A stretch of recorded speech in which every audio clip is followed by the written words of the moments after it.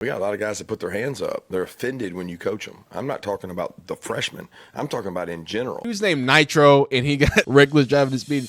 Another season, another Georgia player being arrested for reckless driving. This time we got a double up. Mr. Nitro Tuggle is being arrested for reckless driving, while Marques Easley is being arrested for slamming his car into a building. Look, it's a lot. But at the end of the day, the question has to be asked about Kirby Smart, the culture that he's building. Although national championships have been won, what does he do to contribute to the situation that's happening? So we're gonna read the story of Mr. Nitro. We're gonna read the story of Marques. Then we're gonna listen, of course, to Kirby Smart. We'll give our takes, opinions, and everything else in between. Man, this is not a fun story to report on, but it's definitely is crazy. They both happened at the same time, and they are both suspended indefinitely. Look, if you enjoy college football content, updates, NIL deals, transfer portal stuff, and getting into the draft as well, if you like any of that type of content, man, leave a like on the video. Dislike if you don't like it. Subscribe if you enjoy it. Hit that bell icon to stay locked in. Let's get right into it. All right, Mr. Nitro Tuggle. Now, I know Nitro as, and actually his full name is, because they have it here, Nitro Tuggle. I know him as a promising young receiver who is supposed to be able to give Georgia maybe a little more than he was, but still, he's a young guy. He didn't, completely pan out. I think I had a few drops too. My Georgia fans, correct me in the comments, but he's definitely a guy that was supposedly supposed to have a very, very bright future in the world. It's supposed to have a larger part in this new Georgia offense. As it seems, Georgia wide receiver Tuggle has been arrested on charges of reckless driving and speeding in Athens. I mean, the speeding, I think, goes without question. Well, they don't call him Nitro for anything. Yeah, it is. I can't. I want to. I think I can laugh because no one has been, gratefully, because this is not every single Georgia incident involving vehicles has resulted in this, but this so far has not resulted in any loss in life. But it is pretty. The irony isn't lost on me, man. The dude's named Nitro, and he got reckless driving at speed. That's hilarious. What's not funny is the fact that, again, he is suspended indefinitely, and it's definitely not a great look when it comes to his football career and looking forward. So I will commend Georgia for, taking pretty swift action with it. Like, we heard about it, and as soon as I heard about it, like in the next hour, they were already suspended. So just reading through here. Tuggle was arrested this morning on 2 misdemeanor driving charges. So they're just misdemeanors. So I'm sure he'll be able to go ahead and go to either a JUCO or maybe a smaller school, whatever. I think he's going to be able to find his way. Now, Marques Easley, on the other hand, I'm not sure if you can see this, but he took, hey, y'all know Athens is the Hellcat center of the world. Y'all thought it was Atlanta. Nope, it is Athens. I promise you, it is Athens. I've been to the campus a few times. I have some friends down there, and the amount of Chargers and demons and Hellcats I saw there, I was like, man, NIL's nice. And this was, not that I mentioned, that was back in 2021. So this was like basically pre-NIL. Like, there was no NIL. There was plenty of Chargers. And she told me, oh yeah, everybody's got a Charger. This is where the athletes park. I was like, oh, okay. Hey, that's all I'm saying. But in all seriousness, if they did have this stat here, it says since 2023, January 2023, at least 25.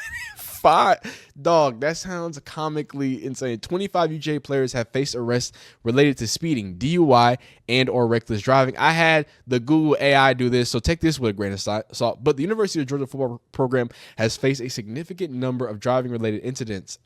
So now there is the fatal crash with 2023, Devin Willock, recurring analyst Chandler LeCroy. And then, of course, you had, I believe that was the one with Jalen Carter. And then you had the specific ones with James Cook in 2020. You got Kenny McIntosh, Trevor Etienne, Jalen Carter. Like I was knowing, Coach Kirby Smarts addressed the citations and arrests in SEC Media Days. We're going to get to that and get to really his most thing, because it's interesting what Kirby Smart has been preaching aligns to some of these issues. And let's go ahead. Let's just kind of hear what he was saying. Yeah, with this team and there's so much newness, what do you hope to learn about them this spring? Yeah, I want to see the fire. I want to see the passion, the energy. I want to see who wants to be a good football player, who really cares about this game. Like, they care more about the game than they do about their NIL revenue stream. Like, if you really, really, really care about the game and you want to be good, it doesn't matter about any kind of money. It matters how I play the game. And more, we're seeing across college football, the purest, the ones that care about the game the most, play the hardest. And usually the team that plays hardest wins. I know everybody thinks it's just whoever's more talented, but there's a whole lot to how hard you play and how much you care about it. So my goal is to find out, how hard do you want to play? How much do you really want to be great? Because if you do, it'll show. Yeah, and we watched this video before, and then there's another video I'll probably put at the beginning, and it's a part of this longer video that we're gonna watch. And basically, Kirby explains that, look, some of these players, these young players, they just don't know how to be coached, right? We try to coach them, whatever. And I'm trying to put all this together to paint the narrative that I think Kirby is actually having an issue, right? I think Kirby is, you've had this NIL thing that happened a few weeks ago. He's gonna have this conference that happened, I think, a day or two ago before the incident, where he talks and he calls out his team, says y'all aren't coachable. Y'all are basically soft, and y'all don't want to be able to do what it needs to do for us to hard coach you because y'all aren't made for that. It's crazy for all that to happen. You call your players out about NIL. Hey, do y'all want it, or do y'all want NIL deals? And then you have two players that you have to suspend indefinitely for all of a situation. Again, I don't think there's any correlation. No, sorry.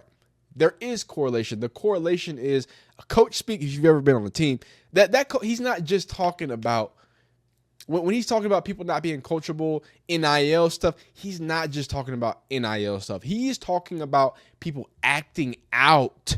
And maybe those are the catalysts and the reason why, right? The catalyst and the reason why might be NIL, why, I don't know, someone is out late at night, someone is not showing up to practice, someone is XYZ, you know what I'm saying? And then the vice versa to the clip that I played most likely at the beginning, and the one that we're going to get into, when he's talking about not being coachable, well, that could be anything. That could be yelling back. That could be just acting out. That could be not even showing up to things. I feel like this feels more of a bigger culture issue that Kirby Smart may just have to just get through. I'm not saying he can't do it. Look, it's spring football. But when since 2023, the amount, the volume, the craziness that has been reported, we can't ignore it. And now you got people jumping into houses and stuff like that. It's crazy. And this is, I believe, the last time I could find Kirby Smart directly addressing the driving arrests and citations and situations like that. Yeah, I think the number one thing is disappointed. You know, anytime you have a situation like that, you want your kids, your players, to make better decisions.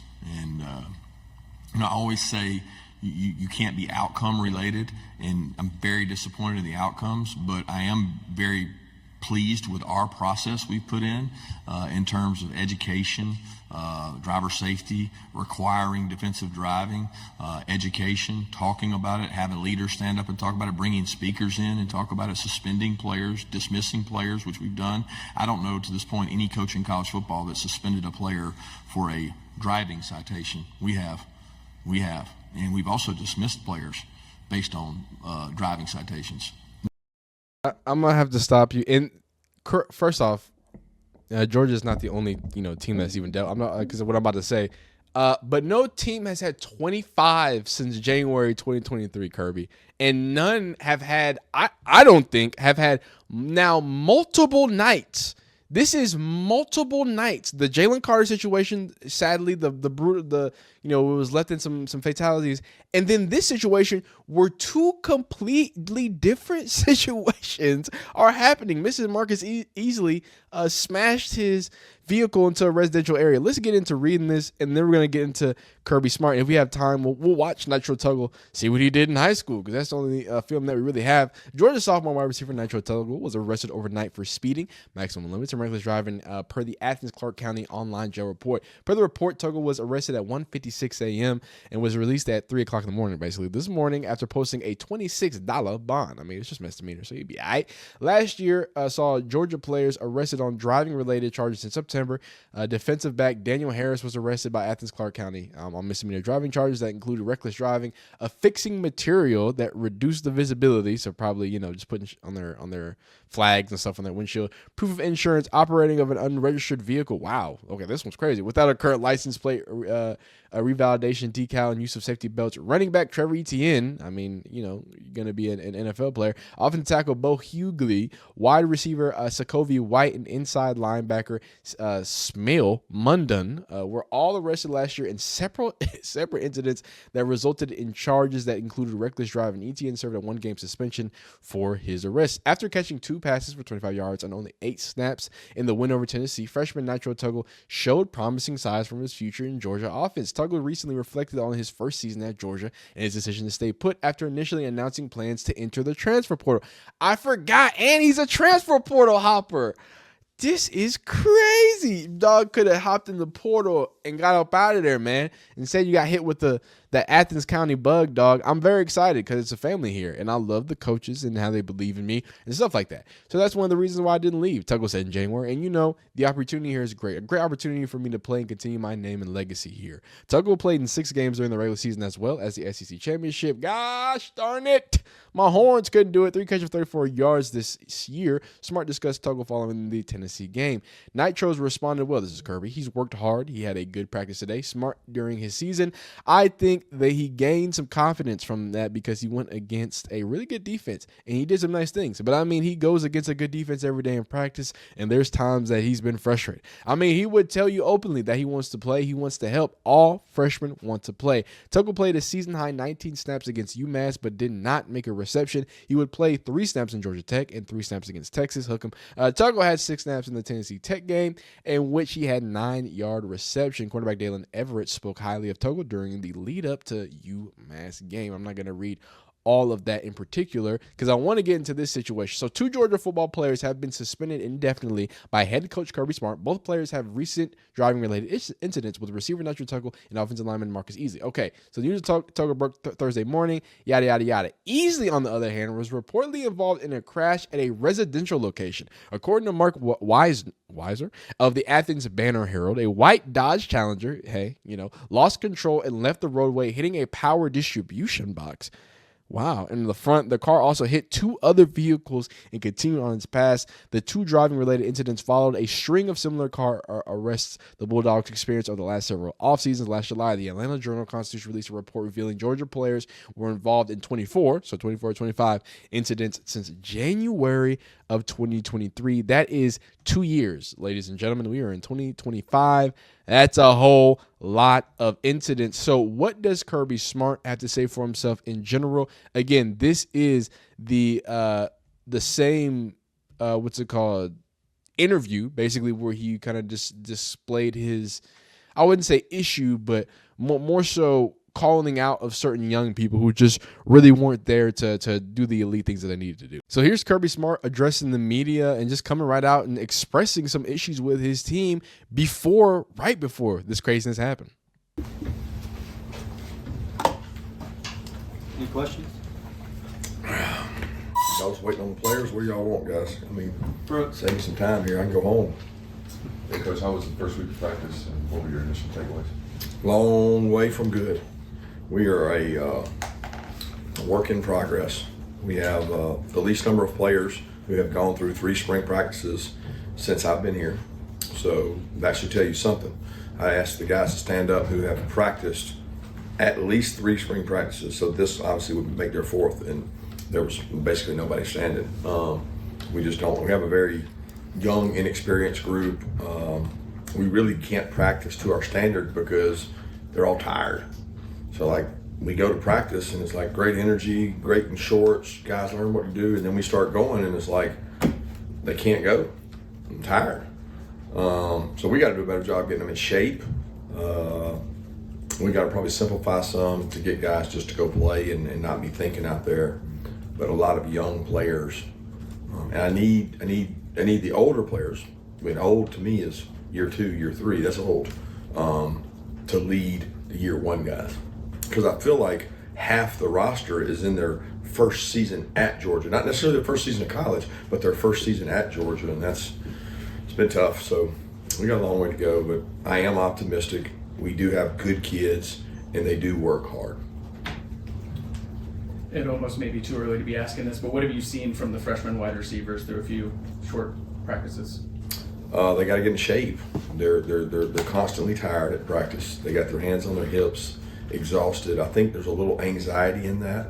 So it's not like they're not taking more reps. So like the older players might have 25 reps in a practice. They might have 20, but they can't sustain their 20 reps throughout practice. They get really tired. So, they're trying. There's no lack of effort, and they're talented. But they got a long way to go in terms of learning what to do, and that's our job. Our job is to get them ready to go. They are not where they need to be. Yeah, you mentioned needing to get guys to step up. Is it hard to get that out of guys when they maybe haven't been here as long? Do you guys as coaches feel the need to coax it out of, or is it just something that has to happen pretty naturally as things go along? No, we have to coach it. I mean, that's what they get. That's what they pay us to do, to coach them. They have to be willing to receive coaching. And on the whole, my whole preach after the practice was, we got a lot of guys that put their hands up. They're offended when you coach them. I'm not talking about the freshmen. I'm talking about in general. So we had multiple NFL coaches come through here, go to practice, and they talk about how their players love to be coached. They love to be given a nugget, a technique that might help them play longer or play better. And some of our guys are offended by it. It's like, you're coaching me hard? Like, you're telling me I got to play with effort? And some of them, I guess, have never been held to that standard, but that standard is not going to change here. For losing Malachi Dan Jackson, what's the competition look like at safety along with, besides KJ? Who are some of the guys working there? What are you seeing from the newcomers? A lot of guys, man. It's just like a lot of guys, and there's nobody really standing out. KJ's there, and he continues to bulk up, get a little bit bigger, and be able to take care of himself and tackle like he needs to in terms of size. But he understands the defense, and he's a good athlete. He can do things in cover. Jacory's working in there. Zion Branch is working in there. I mean, we got Maddox working in there. Jaden's working in there. Jacory, I think I mentioned him. Todd Robinson. Janelle's gotten reps at safety as well as star. Jaden's working at star. Some Kyron's working at star. Kyron's working at safety. I mean, it's a lot of people, but there's no the solid foundation that Malachi and Dan provided is not there. So it's a by committee group. I'm thinking it's too early to have anybody out in the lead. They're all swimming a little bit. They're trying to survive practice instead of thrive, and we want to thrive, not survive. Now, I would really like for my Georgia fans to explain, maybe this is a Kirby, because I mean, this sounds very Nick Saban-esque, just everybody's just terrible, everyone's awful, everybody needs to stop playing forever. So maybe this is just what Kirby sounds like early season, early spring season. This is just what he does, especially with that much turnover, right? I think this can be easily chalked up as just coach talk. But at the same time, if that's not right and that's not something that is just that's just what he does, then it feels like the turnover. Not necessarily a breaking point. I'm not sitting here talking about maybe Kirby Smart doesn't know. No, he's not what it is. Will Georgia, they might not dominate the SEC? Maybe, but I don't think they're going to be anything less of a 9-10 win team. I don't think they're anything less of a team that's going to be competing for an SEC championship just because of the level staff and talent that Kirby Smart tends to pull together. But really what I want to do in linking that back to this Nitro situation, back to the Marques Easley situation is I think maybe things – timing is everything, right? And certain things I think can amplify certain feelings. So I wouldn't be surprised if this is one of those things that makes and breaks the way Kirby Smart navigates, right? Maybe offers people, maybe does instill, right? Maybe just suspending an X, maybe that's not enough. Maybe we shut off them Dodge Charger NIL deals. Maybe and I'm joking, but I'm serious. Hey, you're gonna be a part of Georgia, you're gonna win national championships. No car dealership NILs. I'm sorry about it. Yeah, hey, everybody give me your keys after a certain point. If that's what they got to do, that's what they got to do. I'm going to leave you with a story on this. This is from my freshman year of college. Nothing to do with football, just being in the dorms. I joined college late, like the dweeb I was. So I was in military dorms, and I worked out because I didn't have to have communal bathrooms. So I was kind of fire. But other than that, it was whatever. But what happened was basically it wasn't a big deal for us because we had our cards, but on the weekends, the ROTC people, because it was a military school, they just, we weren't locked down. It's just they were a military school. They had parts of it that did ROTC. We were in the ROTC building. They kept getting hammered so much during the weekend. And just like the first 4 weekends of us coming back, that we came back one time and tried to open the door, and they had shut off. They're like they just wouldn't let people come into the dorms on weekends. Now, luckily, we got to figure it out, and our cards worked. It made it work to go in there. But yeah, they just shut the dorms off on weekends. They're like, nah, it's not happening. And I said that to say that the breaking point of you're gonna have to do something, Kirby. So just expect some major change with that, with him already feeling this way, with him already saying these types of things.